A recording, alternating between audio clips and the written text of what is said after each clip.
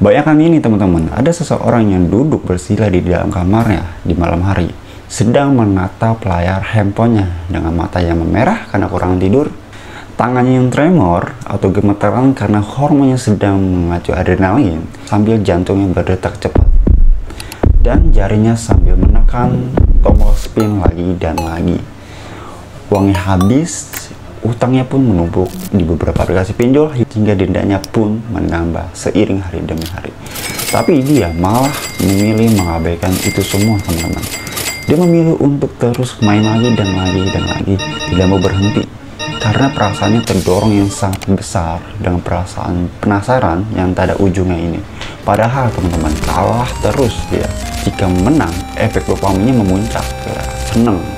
Seperti orang orgasme, ya kan? Itulah rantainya. Ini bukanlah sekedar cerita fiksi teman-teman ya bro.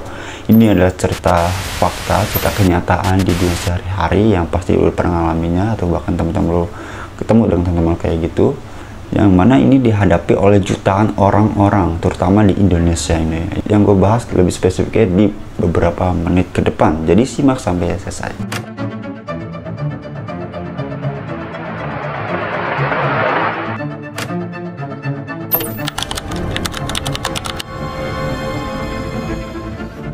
Oke teman-teman, perkenalkan nama gue Ibrahim dan gue akan membahas video ini gue untuk membongkar habis-habisan mekanisme psikologis di balik kecanduan judi online, yang mana dampaknya sangat destruktif, sangat menghancurkan, dan bagaimana kita bisa melindungi diri kita sendiri biar nggak kena kecanduan ya, atau bahkan kita jangan sampai lah coba-coba dan orang-orang terdekat kita ya.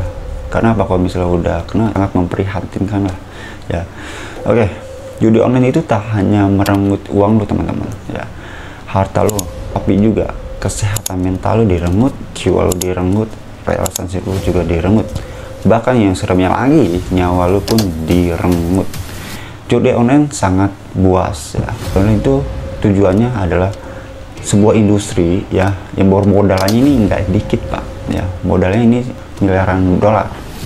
Dan itu bukan tanpa alasan, pasti ada udang di balik batu ya, tapi gua nggak akan bahas itu ya. Gua bahas pada video kali ini untuk apa? Untuk menyadarkan diri lo ya. Jadi platform ini dirancang dengan sangat cerdik ya, sangat epic juga untuk para pemain ya, supaya apa? Supaya terus kembali main lagi dan lagi.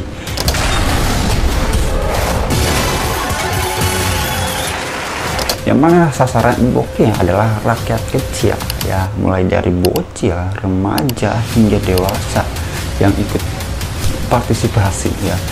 Dan dengan hal ini karenanya bisa terjebak adalah emang kurang edukasi dan kehati-hatian terhadap uang, dan ngerasa ini jalan satu-satunya untuk menjadi kaya. Enggak bro ya.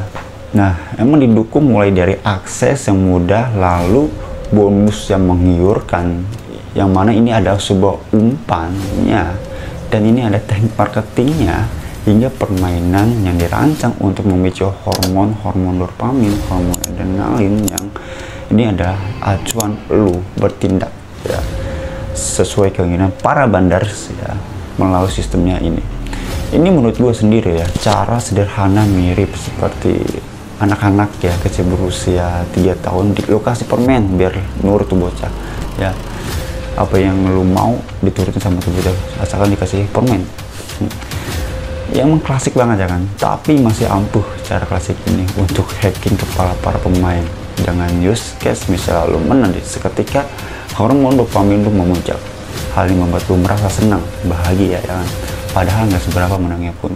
Lu main lagi dan seketika lu kalah ya, dan berkata wah hampir menang anjir.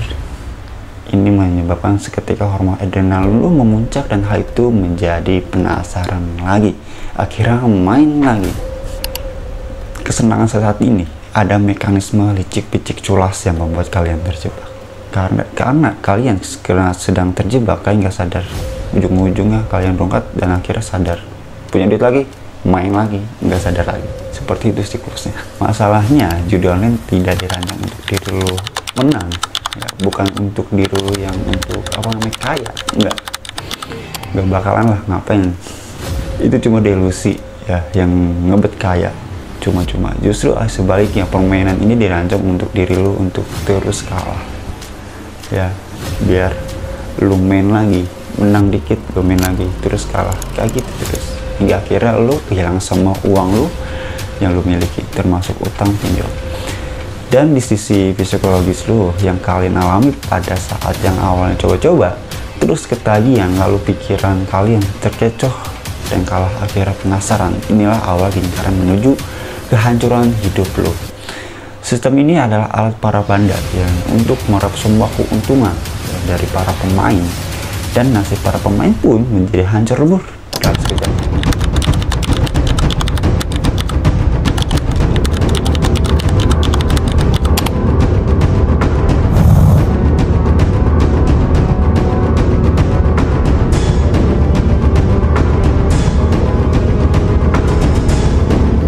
Menemukan jasad suaminya usai mengakhiri hidup lantaran stres kecanduan judi slot. Jenazah sang suami ditemukan pada Rabu 21 Februari 2024. Kepada polisi, Dwi mengungkap sang suami semasa hidup kecanduan main judi slot. Saat kejadian, Dwi Lestari baru saja pulang dari rumah sakit lantaran menemani salah satu anak kembarnya yang sakit. Sang suami tewas dengan cara gantung diri di kamarnya di perumahan Azikro, Kabupaten Ogan Komering Ulu, Sumatera Selatan. Dwi mengungkap sang suami sempat berjanji untuk membuat pernyataan untuk berhenti main judi. Namun, janji itu tak ditepati sang suaminya Yudi. Ia kembali bermain judi slot dan malah meninggalkan surat wasiat yang membuat hati sang istri hancur. Jerat hutang untuk judi online, seorang pria di kota Semarang nekat mengakhiri hidup dengan cara gantung diri di dalam rumahnya. Dalam pemeriksaan, petugas menemukan secari kertas bertuliskan rumah akan disita jika korban tidak ada uang sebesar 15 juta rupiah.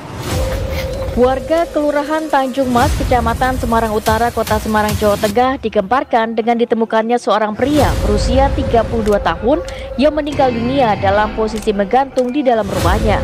Korban pertama kali ditemukan oleh istrinya usai mendapatkan pesan WA dari suaminya sebelum akhir hidupnya. Kapolsek Semarang Utara, Kompol Supriyanto mengatakan, dari hasil pemeriksaan diduga korban nekat mengakhiri hidupnya lantaran terjerat hutang. Namun demikian, polisi belum dapat menyimpulkan bahwa hutang korban untuk judi online. Selain itu, dari keterangan istri, diketahui korban kerap begadang dan bermain ponsel di rumah. Bahkan korban juga diketahui telah 2 kali mencoba mengakhiri hidup, namun gagal setelah kepergok istrinya.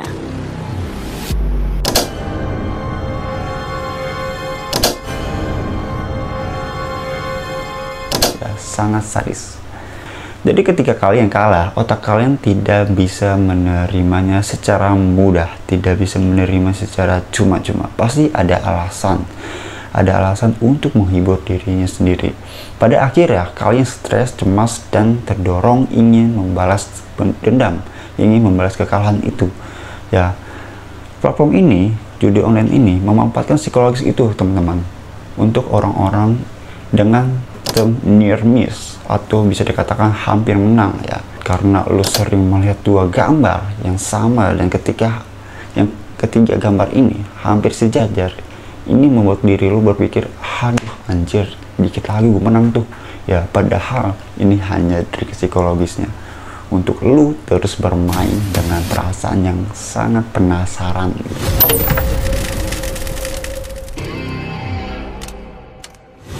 Selain itu, teman-teman, algoritma canggih digunakan untuk mempelajari dan mengintai orang-orang termasuk kalian setiap saat menggenggam handphone kalian.